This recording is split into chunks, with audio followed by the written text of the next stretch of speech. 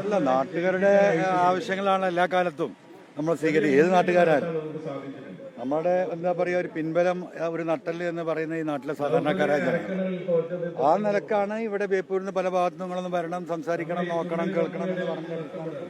ഒന്നും സത്യത്തിൽ കഴിഞ്ഞ 2 ആഴ്ചയായിട്ട് ഇവിടെ ഇങ്ങനെ തിരിഞ്ഞു കളിക്കുകയാണ്.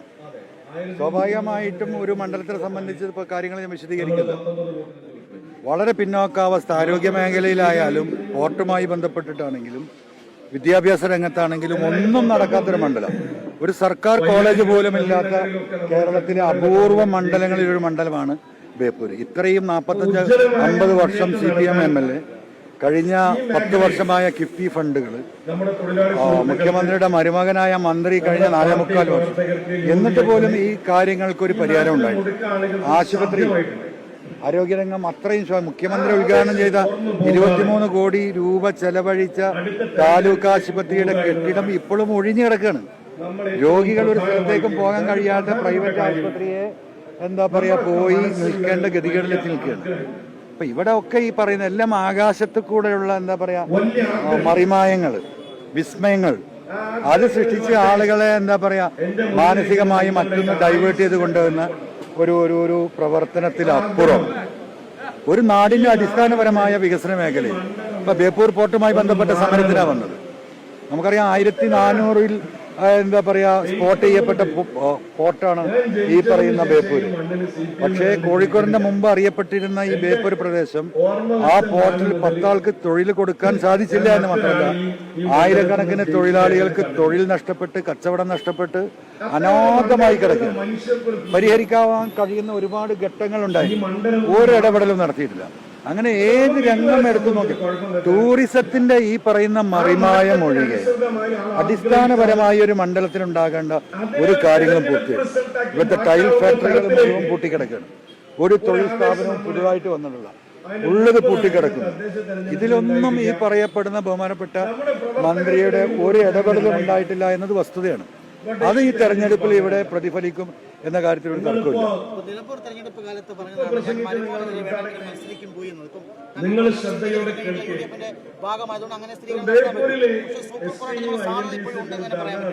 അല്ല, പോരാട്ടത്തിൽ ഞാൻ അന്നേ പറഞ്ഞതാണ്.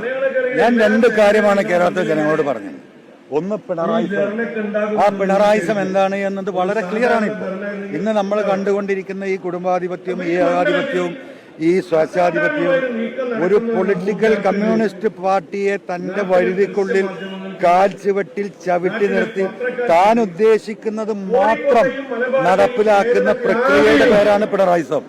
അത് ജനങ്ങൾ തിരിച്ചറിഞ്ഞു, അതിന് പ്രതികരണമുണ്ടായി. കമ്മ്യൂണിസ്റ്റ് പാർട്ടിയെ എന്താ പറയാ ഈ രീതിയിൽ ഉത്തരവാദിത്തപ്പെട്ട ലീഡർമാരും പരമാവധി സൈഡ് ലൈൻ ചെയ്യുന്ന ഒരു കാലഘട്ടം ഉണ്ടായിട്ടുണ്ട്. അത് ആ മരുമോനിസം ഇവിടെ പ്രതിഫലിക്കും. അപ്പൊ അതുകൊണ്ട് തന്നെയാണ് മരുമോനിസത്തിനെതിരെ ഞാൻ മത്സരിക്കുമെന്ന് പറഞ്ഞു. Still it is pending.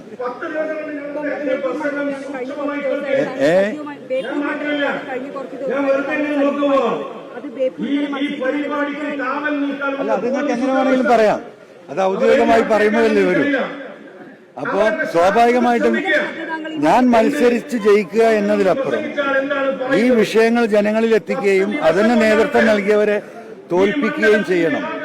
ജനാധിപത്യ മതേതര കേരളത്തിന്റെ ക്യാൻസറാണ് ഈ പറയുന്ന പിണറായിസവും മരുമോനിസവും. ആ ക്യാൻസർ വലിയ അപകടത്തിലേക്ക് നാടിനെ കൊണ്ടുപോകും. നിങ്ങളൊക്കെ ഇപ്പൊ കാണുന്നുണ്ട്, ഞാൻ വിശദീകരിക്കേണ്ടതില്ല. കേരളം കണ്ടിട്ടില്ലാത്ത വർഗീയത ഒരു മുഖ്യമന്ത്രിയുടെയും അദ്ദേഹത്തിന്റെ അനുചരന്മാരുടെയും വായിൽ നിന്ന് പച്ചയായി വരികയാണ്. അത് ഇവിടെ അവസാനിക്കണം. ഇവിടെ മതേതര കേരളം നിലനിൽക്കണം. കേരളം ഒട്ടാകെ UDF പിടിക്കാൻ പോവുക. ആ കൂട്ടത്തിൽ ആദ്യം പിടിക്കുന്ന സ്ഥലം ബേപ്പൂരായിരിക്കും.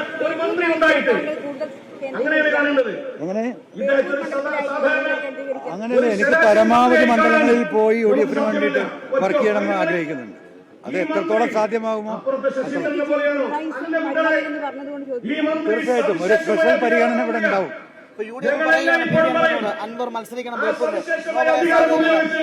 അല്ല, UDF ഞാനത് വളരെ വ്യക്തമാക്കിയ UDF ലീഡർഷിപ്പ് പറയുന്ന എന്ത് എന്താ പറയുക നിലപാടും എന്ത് പ്രവൃത്തിയും പിണറായി അധികാരത്തിൽ നിന്ന് ഇറക്കാൻ ഞാൻ അതിനോടൊപ്പം ഉണ്ടാവുമെന്ന് പറഞ്ഞാണ്.